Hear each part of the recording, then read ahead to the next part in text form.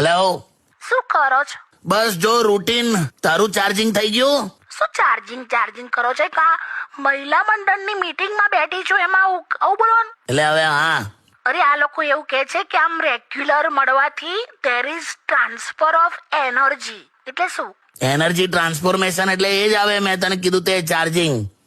શું ચાર્જિંગ કરો છો? એટલે હવે તને સાદા શબ્દોમાં કહું ને તો સતત બકવાસ કરવાથી તારું મન તો હલકું થઈ જાય પણ સામેવાળાનું માથું ચડી જાય ને. આવું બોલવાનું?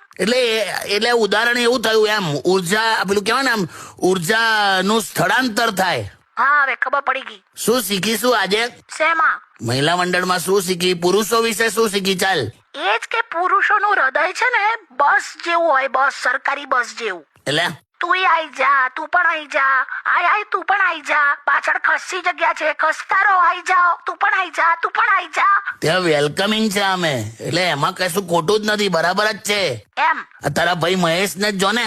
શું કર્યું ભાઈ? તારો ભાઈઓ ખરો ને, એ રિક્ષામાં બેઠેલી મહિલાના ઘૂંટણ ને ઘૂંટણ ટચ થઈ જાય ને તોય પ્રેમમાં પડી જાય છે. ભાઈઓને વચ્ચે ના લાવશો.